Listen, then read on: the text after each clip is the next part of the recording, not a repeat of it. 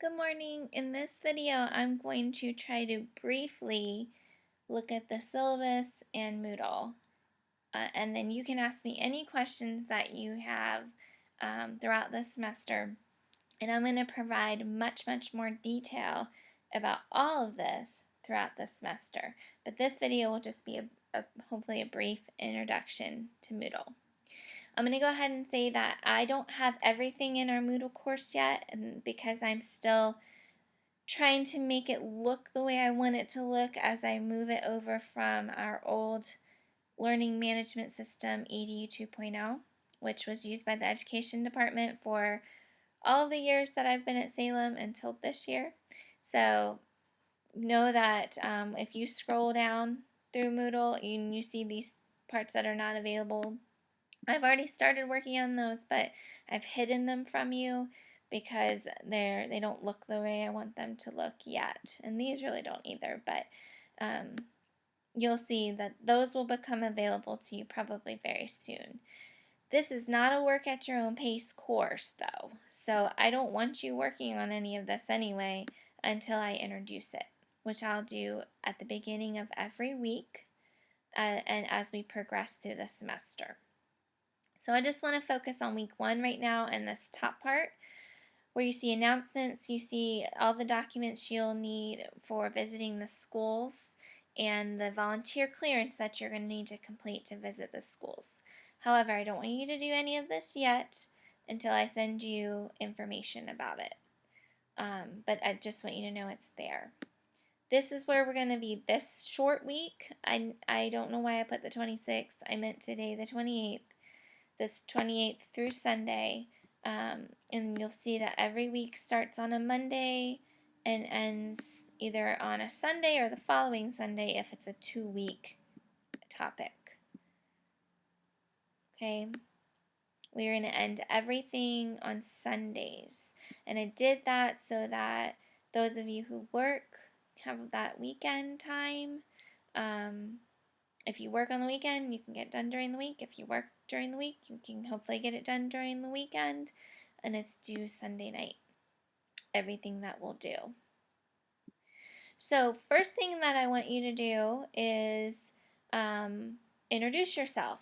So when you come to Moodle, and I'll explain this, I'm going to send another email, but I'm going to go ahead and talk about it in this video.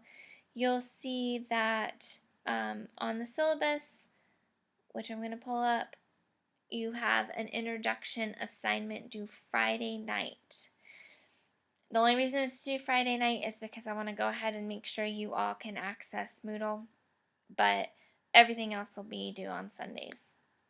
So if you click on it, you'll see that it's a discussion forum, and all I want you to do is just tell us who you are because we won't see you in class, and that way hopefully we can get to know you a little bit better. You'll see I did that. Yours does not have to be as long as mine is. I just want you to get to know me as the professor. But you at least tell us who you are, what you want to teach, what you think you want to teach. And that way we'll get to know who's in the course. But also it lets me know where you might want to be placed in our school visits. I am the one who's going to assign the school visits to you based on where Dr. Beam, our clinical coordinator, gives us placements. But that will let me know if you want to be elementary, middle, high, special ed, art. So let me know what you think you want to teach in your introduction. So we'll do that first, due by Friday night. Then you'll see I want you to look at the syllabus. So you'll click on the syllabus and it'll be a download. So it won't immediately open, it'll be a download. I already have it open over here, so I'm just going to pull that up. And I want you to review the syllabus and let me know if you have any questions. And if you have a question, you'll post it there. And I made it a discussion so everyone can see it. And that way when I answer, everyone will see my answer. If you have a private question, you can email me. You don't have to post it here. If you have no questions, then I just want you to say, I've read the syllabus and I have no questions. And then that way I know everyone participates in that. So let's look at the syllabus for a minute. You'll see my contact information. Please use my email. Because I teach at night and online, I'm not always in my office during the day. And so I might not be there if you're just dropping by during the day. And I also might not be there to hear your voicemail, until a couple of days later. So the best and fastest way to reach me is through email, because I will always have my email no matter where I am, no matter what time of day it is, and that way we can set up a time to meet if needed. So don't call this number, and don't count on me being there during the day since I teach in the evenings, and email is the best way to reach me. You can read through all this. I don't want this video to be very long because I know those long videos are not fun to watch. I'm going to let you read through all of our goals, because I will talk about all of this as we go through this semester. There are no textbooks for this course. I'm going to provide everything for you. You do need access to technology, meaning a computer and the ability to be on Moodle and the ability to get into some of our technology tools, which are all web-based and free. So you don't need to worry about buying anything for this course. As long as you can use the computer lab, then you should be fine. Or your own, laptop or computer, but just you need to be able to at least get to the Salem Computer Lab. I do expect you to check your email and Moodle regularly since we're not in class together. That is how I have to tell you everything. So you need to read my emails, even if they're long, because that's the only way I can really communicate with you. So please make sure you do that. I'm going to let you read through all of this. Notice the grading scale. The only difference is that for our 510 students, there is no D at the graduate level. So if you make anything below a C, that is considered an F. Now, just to tell everybody, in education classes, a lot of our courses are what we call cross-listed, and they're cross-listed as an undergraduate level course, which is this one, and a graduate level course, which is this one. And our graduate students are our MAT students, who are also taking teacher ed courses to learn to be a teacher. And so the courses are together since they're all about teaching, learning to be a teacher, and none of us are necessarily teachers yet. But that's what that is. So you'll learn more about that as you go through the program, but it's all one course. There are three categories that make up your grade. The largest one being your technology projects, because that's what we're going to do all semester, is learn about tools and then play with the tool and create something for your future classroom with the tool. And so they're broken down here. And like I previously said, this is not a work at your own pace course. So that means that every time we get to one of these topics, I will introduce it, and for a lot of them I'll have videos that I created using the tool, telling you how to use the tool. Then you'll make something. So you're not going to go ahead and work on these. You'll wait until the week that's our topic, and I'll introduce it, and you'll learn about it from me, and then you'll do it. But there you just see an overview. The second part of your grade are your opportunities to visit schools. That's our field experience. I will assign you those, and I will explain that as we get closer. Since this is the very first course, we have the least amount of visits to schools. So this will not be a huge part of your semester. Because of that, I've also added some opportunities to watch teachers using some tools in the classroom through our video reflections, and I'll explain those as we get closer to them.